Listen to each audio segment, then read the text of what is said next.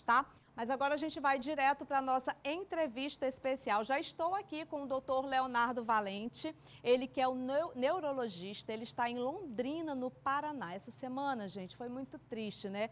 Todos nós ficamos em choque com a morte do artista Tom Veiga, que deu vida a um dos personagens mais famosos da TV brasileira, que é o Louro José. E descobriu-se que a causa da morte foi um repentino AVC. Isso nos faz pensar sobre a sua segunda doença que mais mata no Brasil, que é o acidente vascular cerebral. Esse é o nosso assunto e eu quero agradecer já aqui o doutor Leonardo Valente pela participação no programa. Seja bem-vindo, viu, doutor? Muito boa noite.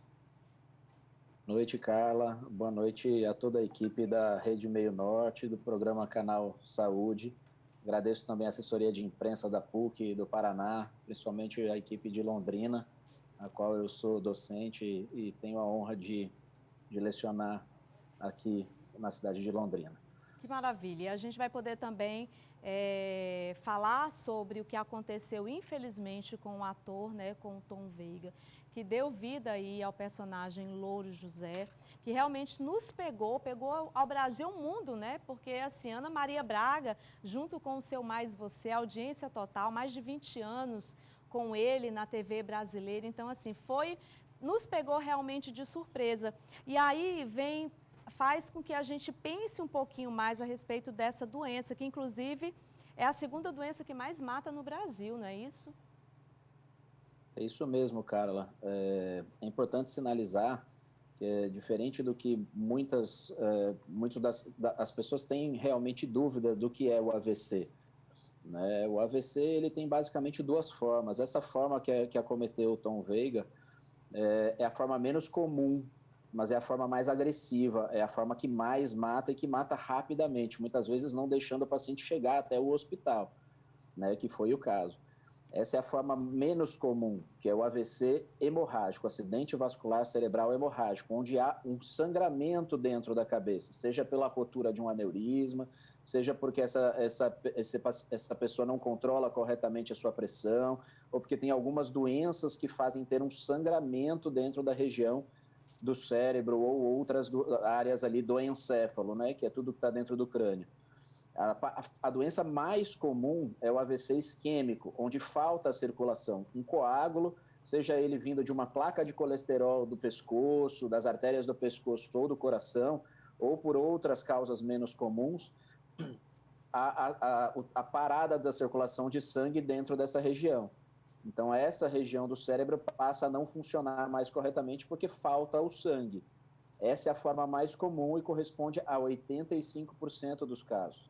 Por que o Né? AVC O ainda AVC mata tanta hemorrágico. gente, hein, doutor? Exatamente por Então, isso? Carla, a gente fala é a segunda causa de morte, né? Mas é a primeira causa de incapacidade. E a gente fala muito da morte, né? Sim. A morte realmente é uma fatalidade, é algo que a gente tem que buscar não acontecer nesses casos de acidente vascular cerebral, mas quando o paciente não morre, né, ele fica com uma sequela, ou ele tem a possibilidade de ficar com uma sequela se não submetido a um tratamento correto e rápido. E essa sequela não afeta só o paciente, ela tira o paciente eventualmente numa vida ativa. Atualmente, assim, os AVCs, antigamente que nós vínhamos mais em idosos, hoje eles estão acontecendo cada vez mais nas pessoas jovens, né? Abaixo de 45 anos, a taxa de AVC vem crescendo muito rápido. Então, você tira a pessoa da atividade laborativa, da profissão, do auge profissional dela e, eventualmente, tira até uma outra pessoa que mora junto, porque ela passa a ser cuidadora. Né? Então, o grande problema, a morte em si, ela é um grande problema, mas um grande problema também de saúde pública e para a pessoa que o acomete, para a família, é quando esse paciente ele não morre, quando a doença dela não é fatal, mas ela leva a sequela, e aí sim faz o AVC ser a principal causa de incapacidade no Brasil. Né? Ele lidera aí de longe em relação às outras doenças. Existem Então, sinais? Dá para prevenir? dá. Aí são duas coisas diferentes, né? Vamos conversar primeiro sobre a A prevenção. A prevenção. prevenção, ela é a melhor coisa em toda doença, né? A melhor coisa é você não deixar a doença acontecer. Então, como é que se previne o AVC? Você evita o sedentarismo, Então, prática de atividades físicas de maneira regular, né? Antigamente a gente falava 3 vezes por semana, hoje já se fala em 5 vezes por semana, né? Então, a atividade física, não ficar parado, é uma das formas importantes de prevenir, controlar, diagnosticar e controlar, né, tanto diabetes, quanto a pressão alta, quanto o colesterol alto. Parar o cigarro, a gente já não deveria nem começar, né? Mas quem fuma, parar de fumar, que é uma condição muito importante também em relação ao AVC. Uma condição que causa AVCs muito graves, né, é a falta de diagnóstico de arritmias. Né? Por exemplo, a fibrilação atrial, que é uma arritmia que cresce muito em idosos, ela pode estar presente também, né? Um batimento descompassado, uma arritmia, ela propicia formar coágulos dentro do coração, e esses coágulos são muito grandes, e eles entopem artérias muito calibrosas do cérebro, gerando AVCs mais graves. Então, né, ter os seus exames regulares com o cardiologista, diagnosticar e tratar corretamente a fibrilação atrial. Eu li, inclusive, alguma coisa, viu, doutor Leonardo, a respeito do Tom Veiga. Parece que ele já teve, em algum tempo, alguns anos atrás, alguma coisa parecida, né? Parece que ele já apresentou alguma coisa. É comum, por exemplo, uma pessoa que apresenta alguma coisa e que, se não cuidar, depois evoluir para algo pior, que foi como o que aconteceu com ele? Então, uma das coisas mais importantes é você reconhecer quais são os sintomas do AVC ou do que a gente chama de AIT, o ataque isquêmico transitório.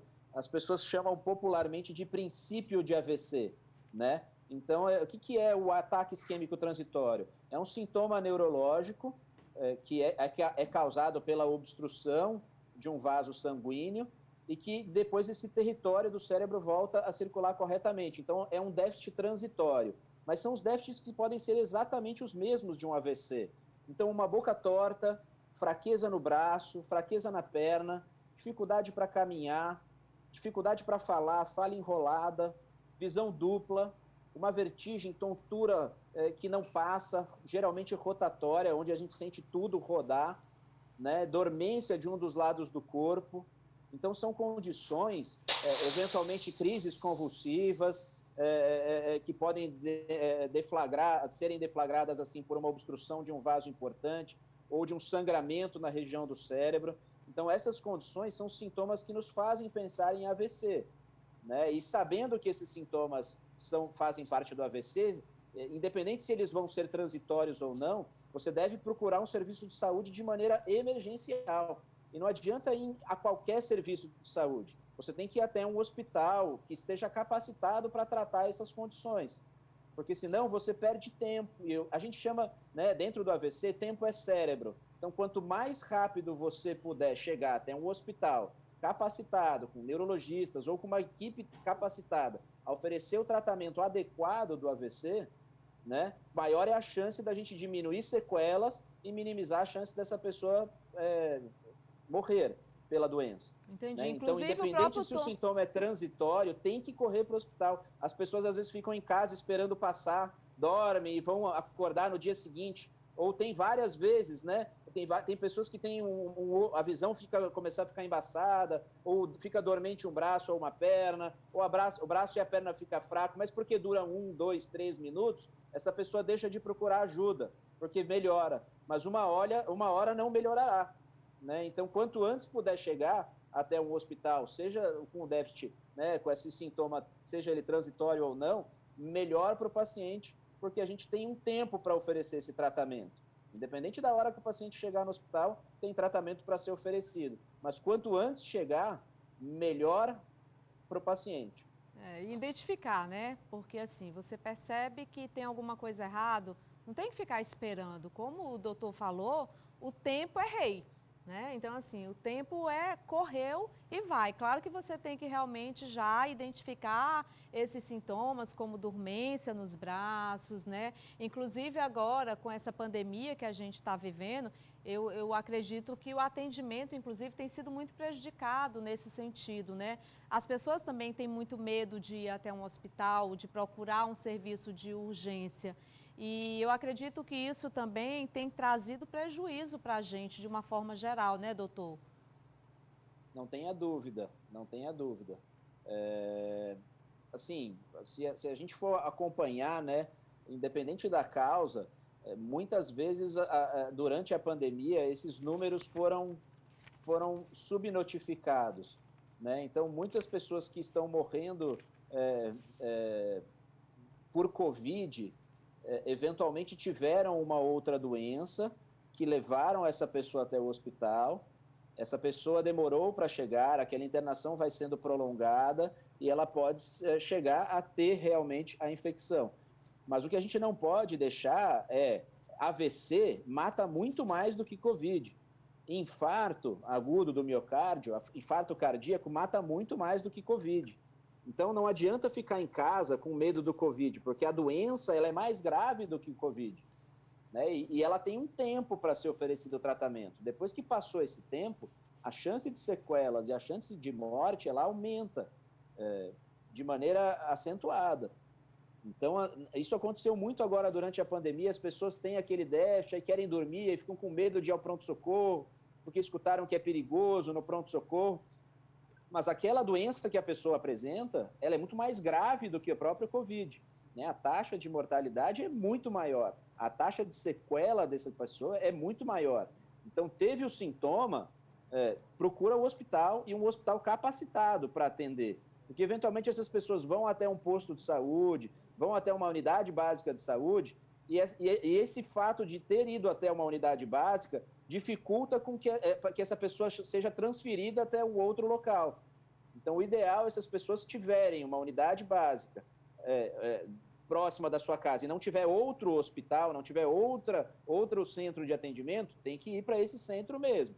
Agora, se essas pessoas tiverem um hospital de maior porte, tendo sintomas, é melhor já procurar diretamente esse hospital, porque aí não se perde tempo com transporte, com atendimento em outro hospital. Então, procurar diretamente os hospitais capacitados para esse atendimento. Como o senhor mesmo falou, né? O tempo pode, inclusive, ajudar a salvar uma vida, né?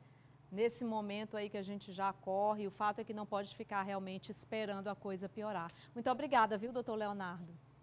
Imagina, eu que agradeço. Obrigado por abrir um espaço para um assunto tão importante, né? O mês passado nós comemoramos aí no dia 29 o dia de conscientização, o dia de combate, mas nós neurologistas e quem está na linha de frente, todo dia é dia de combate ao AVC, né? Então ensinem suas crianças, ensinem seus pais, ensinem seus colegas, controlem seus fatores de risco e se tiverem a fatalidade de apresentar um AVC, porque não é tão incomum, né? 1 em cada 4 de nós terá um AVC.